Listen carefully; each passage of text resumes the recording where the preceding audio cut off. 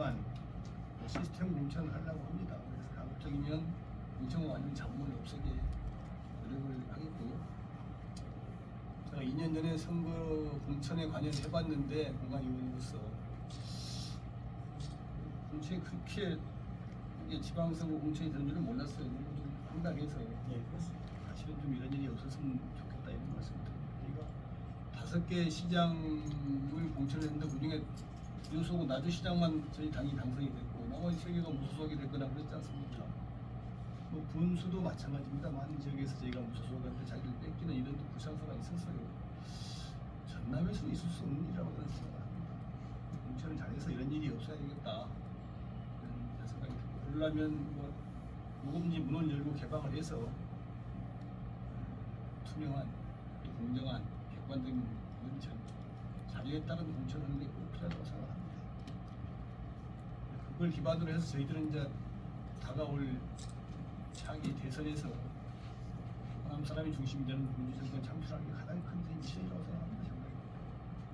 정말 여러 가지가 많이 있는데 그것은 저희들이 필요하면 자료를 보여드리겠다 이런 말씀을 드립니다. 또 가장 관심 있는 게 이 부분 아닌가 싶어요. 당원 주권 시대에서 열린 당 운영하겠다 이런 말씀 드렸고, 저희가 이제 원내대표를 좀 활성화하려고 합니다. 시군위에 도의회 원내대표를 활성화해서 당과 좀 보조를 맞추는 시정 군정 도정을 좀 해볼까라고 생각합니다. 사실상 제가 지역위원장 해보니까 당 소속 단체장이 있는 시장이나 군수는 그 지역위원장이라든지 잘 협조가 되면은 당의 정책들이 많이 반영이 되고 그러는데, 사실상 도정과 관련돼서는 전혀 당의 영향권으로 완전히 무풍지대였어요. 1년에 한두 번 당정 협의하면 끝이에요. 도의원들도 사실상은 전혀 이제 뭉쳐서 민주당 의원들이 거의 뭐 10분의 9, 90% 이상을 차지함에도 불구하고 사실 역할을 못한 거죠.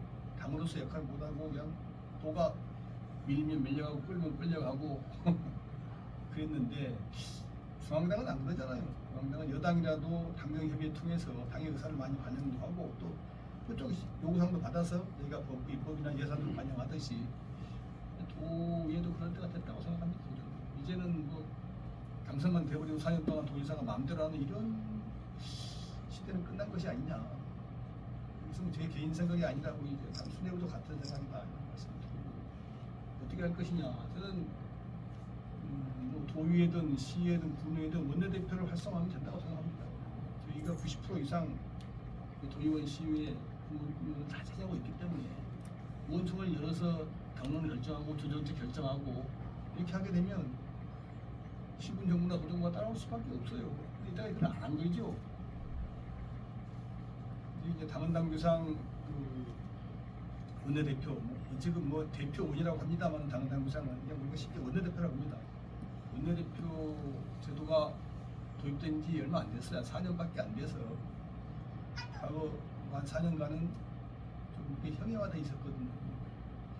그 공약사항에 그렇듯이 원내대표를 활성화해서 당이 좀 도정이나 시군정을 주도할 수 있게 중앙당의 정책이 그리고 전남 같은 압도적인 민주당 지방정부에서 좀 반영이 되는 정책이 반영이 되는 그런 일을 해보려고 해요. 이게 기본 총론이고 뭐 강론 들어가게 되면 기본사회와 관련된 정책들을 각 시군이나 도에서 하나씩 하게 이렇게 저희가 유도를 할 생각입니다. 그래서 내년 한 해 동안 기본사회 시범사업을 하고 시범사업을 해서 그걸 기반으로 저희가 20년 총선 때는 기본사회를 공약으로 좀 내보려고 합니다. 전남형 기본사회를 공약으로 내버려서 공통방향으로 내버려서 좀 추진을 해서 전남의 사람 살기 기본적인 아주 생계라든지 뭐 여러 가지 주거라든지 교육이라든지 뭐 의료 이런 것들이 해결되는 전남을 좀 만들어 볼 생각이에요. 학교는 있겠지만 그게 이제 첫 시작이라고 저는 봅니다.